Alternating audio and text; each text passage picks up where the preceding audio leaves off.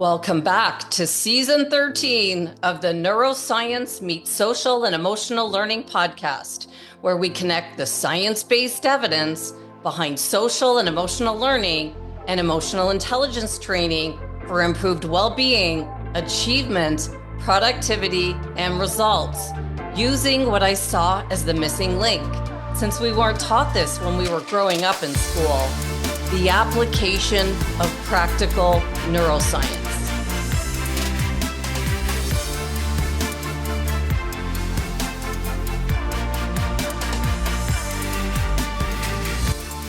I'm Andrea Samadi, an author and an educator with a passion for learning, and launched this podcast 7 years ago now with the goal of bringing all the leading experts together in one place to help us to apply this research in our daily lives.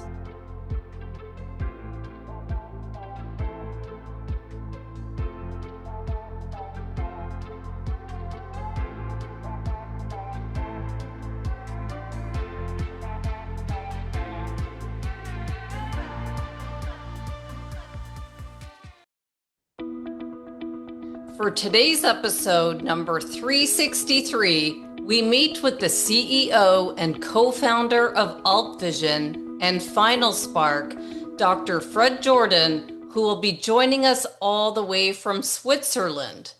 I met Dr. Jordan through LinkedIn, where he introduced his work to me, and my attention was caught. When I asked him what he does in his lab at Final Spark, he wrote back to me that his lab has developed an emerging technology that would redefine the status quo in technology in the ways that people work. And of course, I asked him if he could explain this to me. I wanted to understand a little bit more. And he wrote back that we use living neurons, the building blocks in the brain, for processing information. And he sent me the link to his website where there's a live camera view of living neurons placed on electrodes, and you can see the signal from them. He went on to explain that neurons in the brain communicate using electrical and chemical simulations, and his lab was focused on building a new generation of bioprocessors. At this point, I'm sure he would know that I'm interested to learn more, mostly to understand what exactly this means. I wonder, does Dr. Jordan mean that his lab is building a computer processor out of living neurons, cells from our brain? How did they do this? What are the advantages of a bioprocessor versus using transistors that are semiconductor devices used to amplify or switch electrical signals and power? How does this connect to AI? And what does his lab envision for the future? I have a lot of questions for Dr. Jordan, and I'm coming from the point of view that I really want to learn and understand what his lab has created. I want to be able to explain his idea to our listeners in a way that we can all come away with some new knowledge and understanding about the future, and how keeping an open mind while learning can set us apart from others and even give us a razor's edge advantage in whatever work we're doing in the world. Let's meet Dr. Fred Jordan and together learn about the work they're doing at Final Spark in Switzerland and see if we can expand our thinking and take us to new heights with this new awareness that we'll gain today. Welcome, Dr. Fred Jordan. Thank you so much for coming on the podcast today, all the way from Switzerland. Where actually are you in Switzerland? So I am in the small city of Vevey, which is on the French part of Switzerland, near the border of the lake, and I see the French Alps in front of me. Lucky you. Lucky you. That sounds beautiful. Well, I'm thrilled to have this opportunity to speak with you today and, really expand our thinking of, things that we might not every day think about. When I came across you on LinkedIn, I really stopped and had to think about what you were saying. It was so far beyond what my brain can imagine. So can you just explain exactly what is a biocomputer and why would someone want to have a computer that uses living neurons instead of transistors to process information? Yeah, well, actually, you already gave the definition Good. perfectly. A biocomputer is a computer which is powered, which is using neurons, living neurons, instead of transistors. Okay. Okay. Yep. And why would you want to have this? I don't know at home, but as a server for cloud computing, you want to have this because this is going to divide by at least 100 the power consumption, particularly this related to AI computation. Okay, so probably not for home use. That's making more sense to me now. And so I listened to some of your podcast episodes, and I heard of, certain universities that are interested in your work, and certain countries that are also at this level of thinking. So would you say that it would be more so universities or big companies, not someone sitting at home going, how am I going to get more? Well, yeah, ideally, the first objective is that you can use, for instance, ChatGPT or any LLM, okay, and the computation is performed by a biocomputer. But for you as an end user, it doesn't make any difference at all. Okay. If we achieve this, this is a perfect victory. Okay. Okay, so can you tell me how this works? And I'm very interested in entrepreneurship. So, for the past 20 years, always trying to push new ideas for education. That's my passion, mostly for kids in the classroom.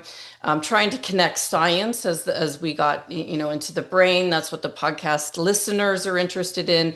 But can you tell me where this idea began? Where did you even come up with this to use? Like, is it like human tissue, right? That a neuron is human tissue for a computer?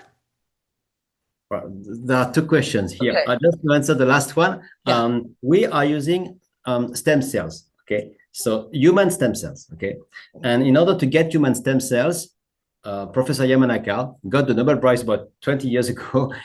He found a way to take cells of your skin. Okay. Okay, and Yeah. he found a way to transform them into stem cells. And here in the lab, we have the stem cells, and from the stem cells, we can create any cells of a human body, and we focus on the brain. Okay. And Okay. this, we can get millions and billions of neurons like this. Okay. So that's where it comes from to get this energy power, right? Not Well, no, not no. energy. No, that's where I got it wrong. Okay. So what you get at the end of the day is a neuron, okay? And I would say the neuron here is a competitor of the transistor. Okay. Okay, you can perform computation either with transistors, this is digital computing, or you could possibly, and you are doing it right now in front of me, using neurons. Okay. My thinking. Yeah. Yes. Okay. Can, Now you said also how this idea came from. Okay, yeah. first thing, and because if you talk about child, I believe science fiction is good. Yes. So it just opens the mind, Mhm. okay, Yeah. of what could be future, okay. So Mhm. it's good, and dreaming is good, okay.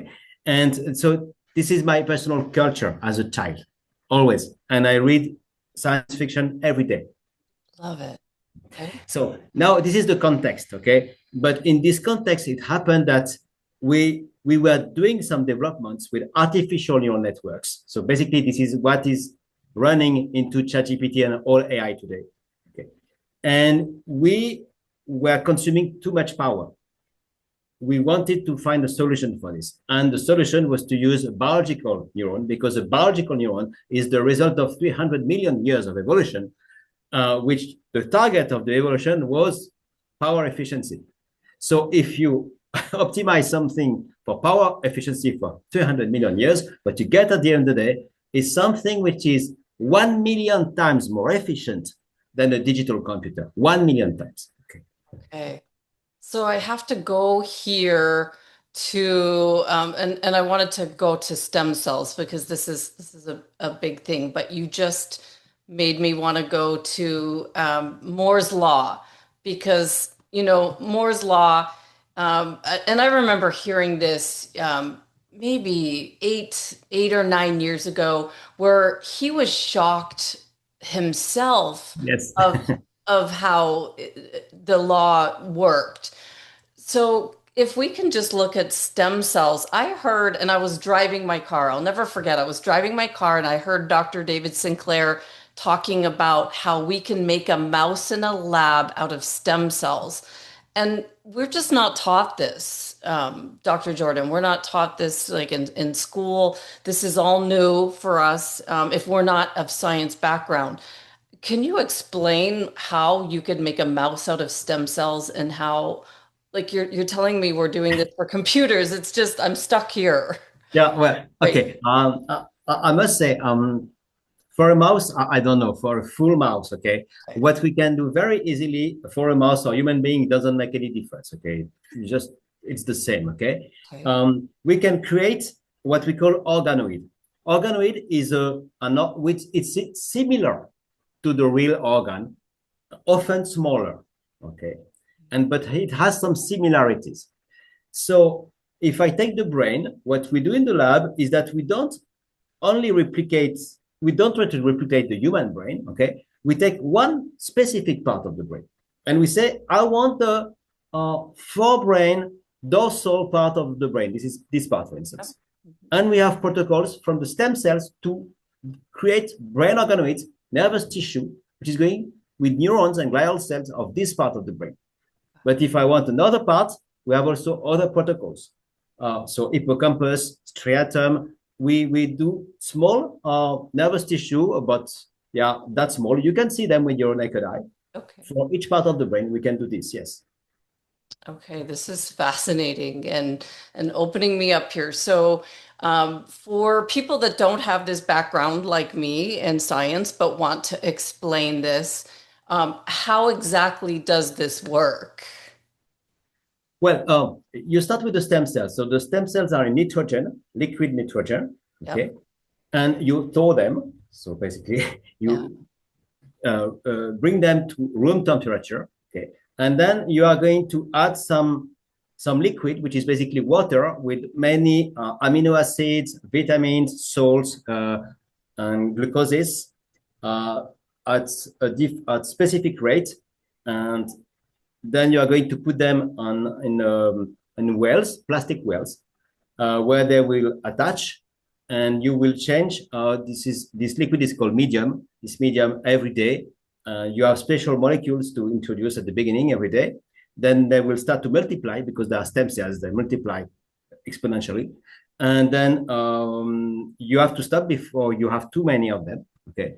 So in order to stop them, you are going to insert some specific molecules like the BDNF or GDNF, which are known to force the differentiation. So they will become from a stem cell, they will become what they are, something useful, and which is, for instance, a neuron or a glial cell. And then they will stop multiplying and then they will start spiking after a few months. And so when I go to your website, and I'll put the link in the show notes, and you showed me how I can see the live neuron now working on a computer. Have I got So it? well, what you see, the biocomputer is a project, okay? You cannot actually use biocomputers. We're working on it like you talk about quantum computers, okay? So it's just a topic of research. So if you go on our website, what you see indeed are live spiking of our brain organoids here in Switzerland, 24/7. And these are brain organoids that we started to take from the liquid nitrogen about 1 year ago or 6 months ago, that depends. And this is the result of all this work that you can see now. This is incredible. So, what is your vision for where you're going with this? Like, this is really, like, you can tell by my questions, I want to understand. I also want to be able to explain this to anyone that would say, what was that about? But the vision is that if that works as planned, the first thing that we are going to accomplish with this is to decrease the power consumption of servers running AI by such a big factor that we don't care anymore about power consumption of using AI. it will be a negligible thing. Like LED lights have made light bulb, like, light bulb was consuming. Light was a problem, okay, 10 years ago. With LED, the problem disappeared. It's going to be the same with AI. So what are you making obsolete? You know, that saying, that quote, you're inventing something like, we never imagined the driverless cars, or making, go from the horse and buggy to the car. You're making uh, semiconductors obsolete. What would you say is? Yeah, it is a bit far-fetched. Okay, this is going to make semiconductors obsolete for the purpose of doing AI. Okay? Because there are many other things that you can do with semiconductors, maybe computation. You can run Windows, for instance. I'm not going to run Windows on a biocomputer. It's not made for this. But it's perfect for AI because AI is already a simulation of neurons. Okay, got it. Got it. Okay, so I see your vision, and I'm getting my head around it. I know do you have to, when you talk to people with a science background, it's easier because I listened to one of your podcasts, and the fellow was connecting it to Neuralink, and how we're now putting things in our brain, but this is not putting something in our brain. This is just so what kind of feedback are you hearing from people when you're explaining this? That depends a lot of the people. I have a lot of questions regarding ethics of doing this. And this is why we started to collaborate with philosophers and ethicians to think about what are the ethic considerations to take into that come into play when you start using human neurons. Okay, there are many questions about feasibility, about financials. So it goes in every direction, but people can connect to our Discord server, okay, and ask any question they want. Okay, we are always there, the whole team, so 6 people, so not that many, and they can ask questions, and we'll be happy to answer. There are many people there of academic backgrounds, or these are students, they are child. Everyone can come and ask questions. I love it. I love it. So for people to find out about what you're doing and ask questions and open their minds and understand, is the best place for me to put is your website up in the show notes here. That's the best place for people to contact you and ask questions and learn more. Yeah, well, the Discord server is even better. Okay. Okay.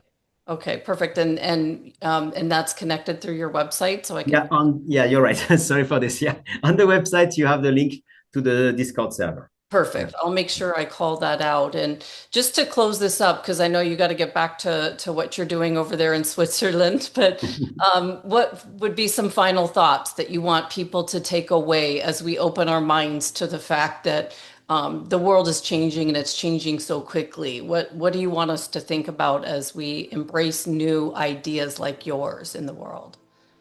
I think the most important quality now that we see AI, the most important quality is to be able to learn and actually to like it, okay? And I recently discovered that, for instance, with ChatGPT, I can learn more things quicker than before. And so that's a good thing somehow. It is, and not to be afraid of these tools, right? Like it's taking over our jobs or things like that, to embrace it into our world, right? So that we progress forward. Yes, some people say that your jobs are not going to be taken by AI. Your job is going to be taken by other companies using AI. Interesting. Interesting. Dr. Fred Jordan, you've opened up my mind so much here. Thank you so much for joining me on the podcast. I'll link your website. People can go on, ask questions, and I hope it's opened up people's minds to where our future is going. Yes, we'll be happy. Thank you for giving this opportunity to answer to any question. But most of the questions we don't have the answer, but we are happy to share our uncertainties. Okay. That's innovation, right? Yeah. Love it.